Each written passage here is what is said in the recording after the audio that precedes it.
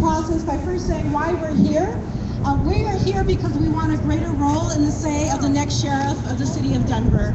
And as residents of Denver, we are the ones who are directly impacted by this decision. So to not be included in the leadership team greatly insults all of us. We thought this was a resolved issue, that you have to have community at the table for transformational change. So we have several folks here, representing several organizations, who are going to be speaking about why we're here today. So I want to start off first with introducing Superintendent Demmer, who's going to kick everything off. Good afternoon. I certainly want to take this opportunity to thank the Colorado Latino Forum, as well as all of the other various community groups and civil rights activists, those that are here, that are standing together for such a very critical and crucial time as this. We are here because we are extremely outraged, and I underline that term, extremely outraged, by the odious and the extremely obvious lack of transparency that is coming from not only the administration of Denver, but the highest level of the administrator himself. We have been patient. We have been waiting for the report from Hillard Hines to come out. And I have to be very honest with you. I was very disappointed that the scope of their very review was limited in the degree that it was. It did not look at the systemic, obvious, biased, racial implications.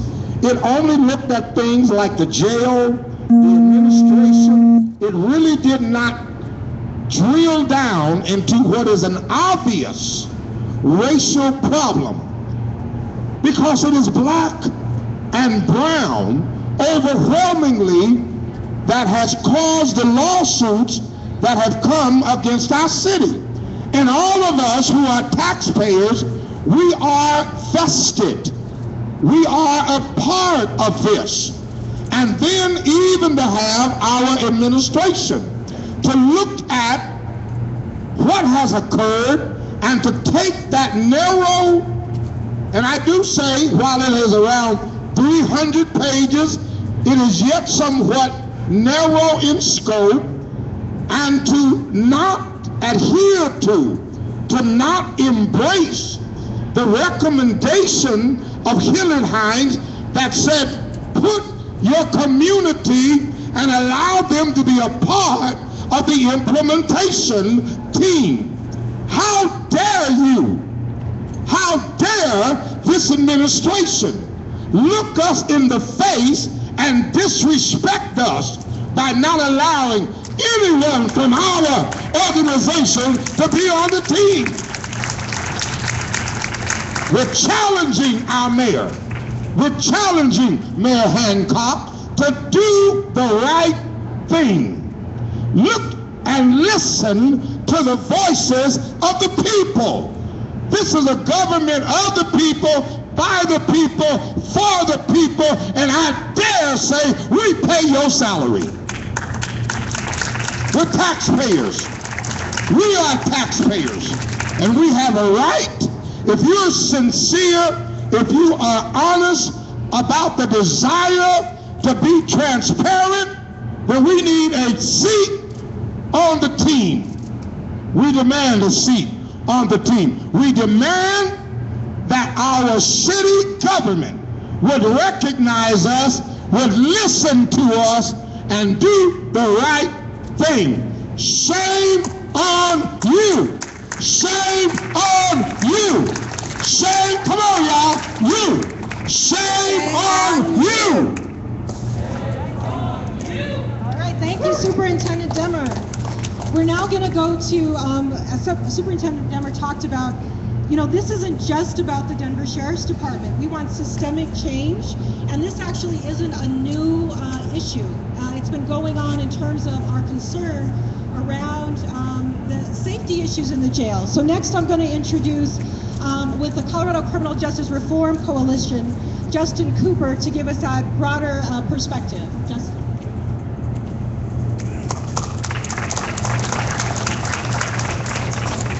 Good afternoon, and first and foremost, I want to thank CLF for giving me the opportunity to speak today on behalf of what I believe is a very pressing issue. I want to start off by saying the systemic issues identified with the Sheriff's Department and our county jail system could subsequently have an adverse and almost attack the very foundation of what we perceive to be public safety.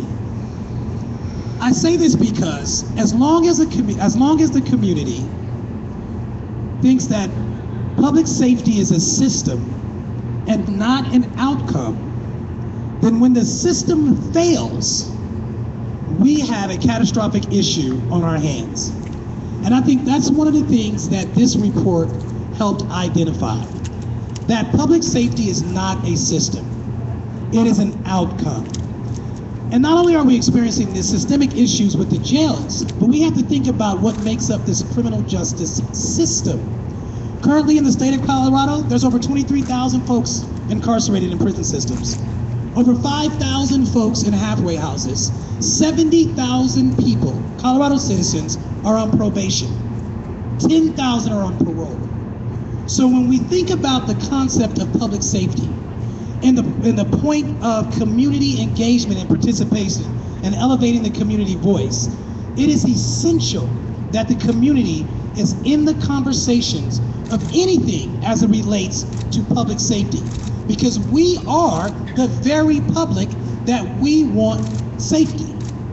We are the communities that need the safety that we are advocating for. And it is essential and imperative that we understand that if there's a single response, a criminal justice response of cops, courts, and cages, and we adopt that as keeping us safe, we will continue to experience what we are experiencing, the impact that we're experiencing as a community. So I urge you to really comprehensively think about what public safety really means. And that is the voice that is essential coming from us, coming from the community at these task force, at these tables, not only on a local level, but on a state level as well. And I urge this administration, the local administration, to consider you cannot exclude community from conversations of public safety when you are elected by the community and that you are part of the community and you come from the community. So this is our community, and there's a fundamental flaw in our thinking if we continue to distinguish them and us. Adversarial language does not serve us at all. So this table is inclusive of us, and it is our demand that we are at that table. Thank you. All right. Thank you, Justin. Now we're going to move toward, there have been questions about, our alliance with the Sheriff's Union, and our response to that is that they are part of our community too. They come from our community, they recruit from our community, and so they are in support of community being at the table. And so to speak to that is a union representative from the Fraternal Order of Police, Mr. Robert Pablo. Thank you. My apologies, the President, Mike Jackson, he had to leave town abruptly, but he did leave this statement. We feel it is important to have a positive relationship with the members of the community, even in situations where they always don't agree with us. We have always had positive relationships within the community groups, and the relationship is based on trust and mutual respect. If the community is not included in a meaningful way in the reform process, we ultimately will not have any trust in the outcome. We have never viewed the community as an adversary. Politicians and the media try to pit us against each other. We view our community as as the ones that we are serving, and so we care about their perspective. True transparency in this process demands real community involvement with the people that are not afraid to disagree with us or the administration. Not token community involvement that's result in a rubber stamp of the predetermined outcome. Thank you. All right, thank you, Robert. And our next speaker is with the Colorado Progressive Coalition. This group was out front in terms of the Fail the Jail campaign several years ago. And the issue then was that we don't want to build bigger jails. We want people to get more mental health services. We want more drug treatment services. And so they actually were part of waving the warning flag as well about be careful what you build, you may get it. So I'd like to introduce Lindsay Minter with the Colorado Progressive Coalition.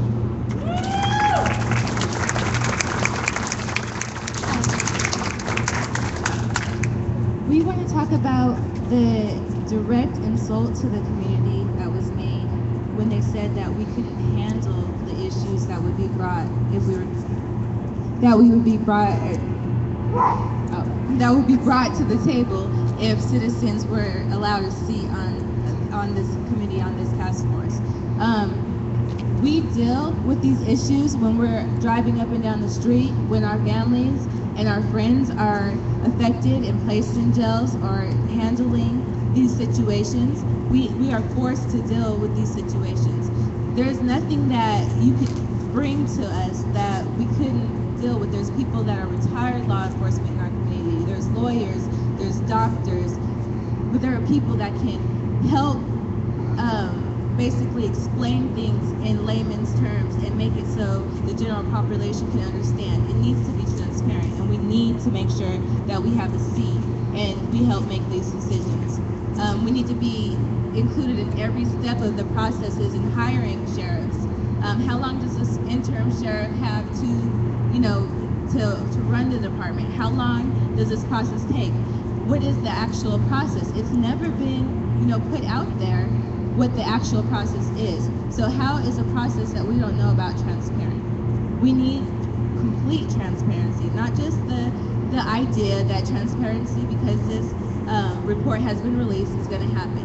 Nobody believes that anything is going to be fixed in a one-step effort. Nobody actually believes that it's going to happen overnight. We know that there is going to be different levels and different aspects of changing a culture that is wrong and that needs to be changed. So in order to change a culture, you have to deal with the people in the culture that's being affected.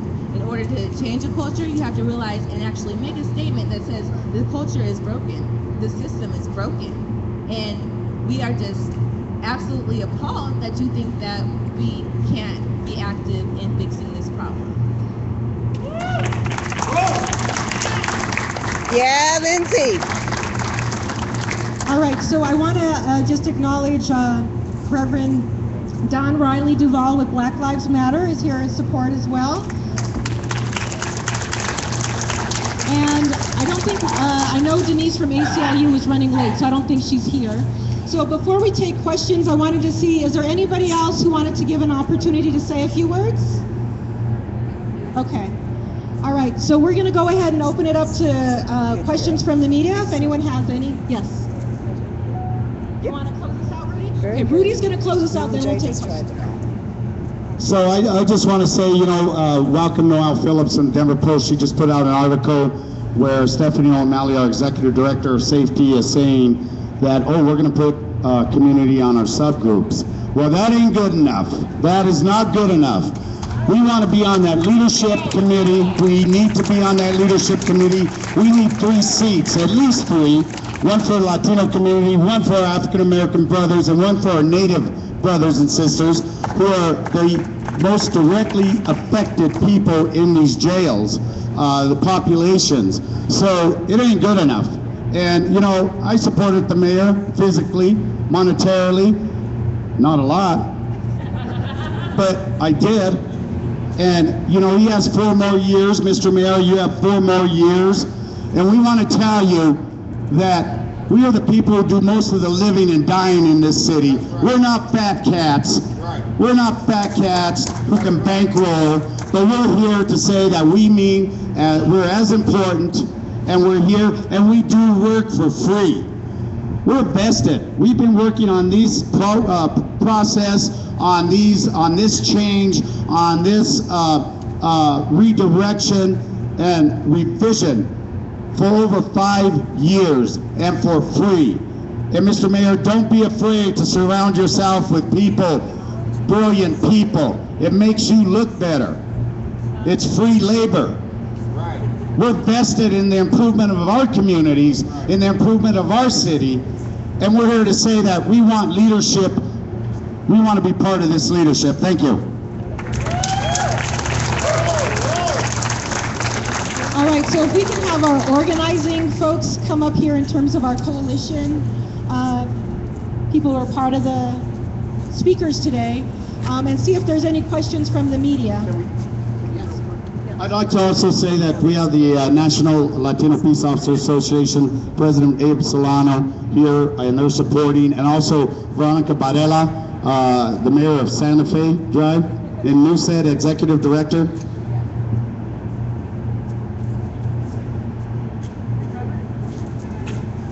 Don Raleigh Zavala is there. So are there any questions? No? Okay. That's easy. All right, well, thank you for coming. And we'll be available if you want to talk to us individually afterwards. That's cool too. So thank you. Thank you everybody for taking your time and coming. We appreciate it. We are in front of the police administration building in Denver. As soon as I can get around here and see. This building right here used to be the old city jail. They don't house anybody over here anymore. But let me see if I can get an interview.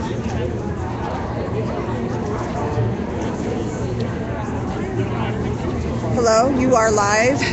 So do you want to say anything? Yeah, I think this is a very important first step as far as community being involved in the table of these implementation committees. We know firsthand and from historical patterns and trends that these have had absolutely no impact on the community, and we're not even sure if they've been implemented at all. So to deny community a seat at the table, I think it is incredible in the overall picture, knowing that the next step from here is Department of Justice. We need to see officers held accountable, we need to see sheriffs held accountable, and with the 277 recommendations for change and the key 14 findings, the only people who will ensure that those are implemented are community figures. Very good. Thank you. Yeah.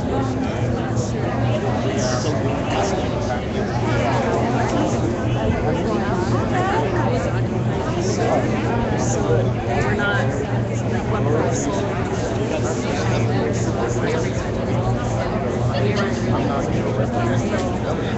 But definitely Cecilia is our main Do you want? Hi, I'm Sherrod Ann, as you know. Do you want to say anything? You're live, so. You should ask Cecilia, who's our lead youth organizer, to. Which one? Cecilia, right here, in the white t-shirt. The lady talking to Alex. Oh, hi. That's fine. Yeah, so Sorry to get a brick wall, everybody. Let me see if I can get anybody else to.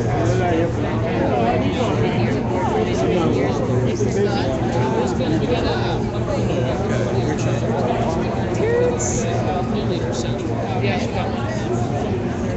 Hi, Terrence. Fine. Family. Give me a hug. Can I get one of those shirts from y'all? I can get one for you, yes. We might be selling them on Juneteenth when everything goes for Shabbat. Do you want to say anything? Because we're live. Do you want to ask me something? Yeah. What do you think about this whole situation? Really, I'm here to support the people. I'm here to support CPC, mainly because of Alex Landau. And I agree with what he's saying. I think there needs to be more accountability with the Sheriff's Department.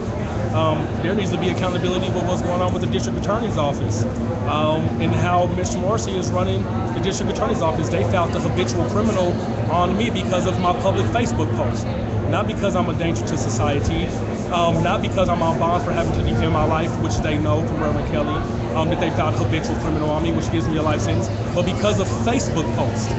I've never incited violence or anything. I should have a right. So that's a form of corruption on me personally. Yes. Look at Jessica Hernandez. Look at all these kids that are getting into these violent altercations with police, let alone adults. Look at what's been happening in Denver. I've been assaulted by Denver Sheriff's Department and Denver police in my life before too, and nothing happened to them. So I'm just here to support, man. I know you're here I know you're supporting Sherrod too, since he is a family member. So Sherrod is my cousin. Yes. They just found Mr. Demena not liable for shooting him justifiably. So I'm here for my family too. Sherry, I'm looking for him right now. But I know people work and have things to do. But not just for Sherrod, not just for Jesse. It is for everybody. Yeah. For the corruption in the courthouse that's going on. Yeah. All of it is not just the Denver Sheriff's Department, Memphis Sheriff's Department. We need LAPD. We need this brutality, this brutal force to stop. So yes. We need respectful. I mean, we're not going to do away with the police. I'm not an anarchist. That's not going to happen. No. So I don't think that's something that we should be asking for. But we need police who are going to police communities with honor, respect, and understand that you serve the people. The cars used to say to protect, and to serve. You're supposed to serve us. We're not there to sit on the curb because you're upset. We're not there to sit on your hot-ass car because you want to wait till you find our ID. There's people who may be irate and different things. I'm not a police officer. I'm not trained in force, so I don't know how to handle that. But the murder, the violence, the dishonor to the community, the not being accounted for, the district attorney's office not pressing charges on police officers, the way they're prosecuting certain people in the city. I think it all needs to come to light, and I think that it all needs to be transformed into something totally different than what we have. Thank you, Terrence. Yes, ma'am. You're my family. I love Thank you. you. One love. Thank you very much. Concerning our membership, we're just trying to lay a strong foundation for the organization. We want to make sure that it is an organization that centers the leadership of Black women and Black girls. So we're making sure that we do that intentionally, that we do that work intentionally, so that we can do a strong work in Denver community. So I will be in touch soon and very soon about how to be a member. It's not going to be hard, but just want to be sure about that. Okay. Yeah.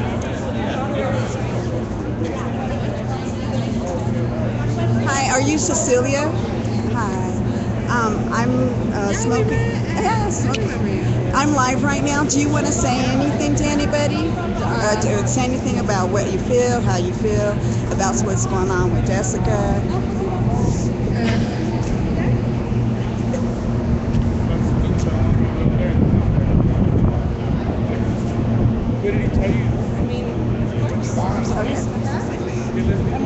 If you could just step over here, like, yeah, there you go.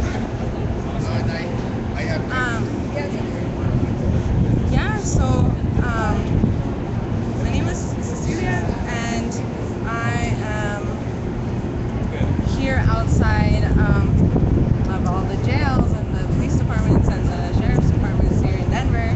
And the community is really coming together right now after all of these reports are coming out, but that's really only a matter of more and more people hearing about what we've already known, what our families and ourselves have already gone through.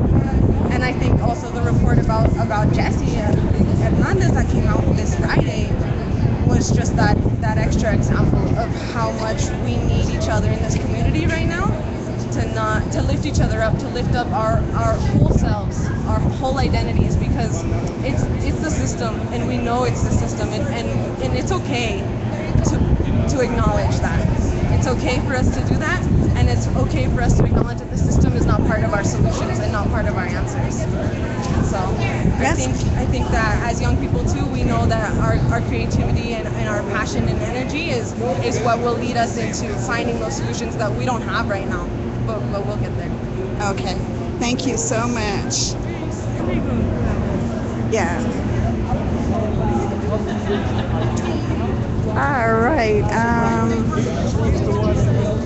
I don't know who else to get, so I'm probably going to shut this down right now.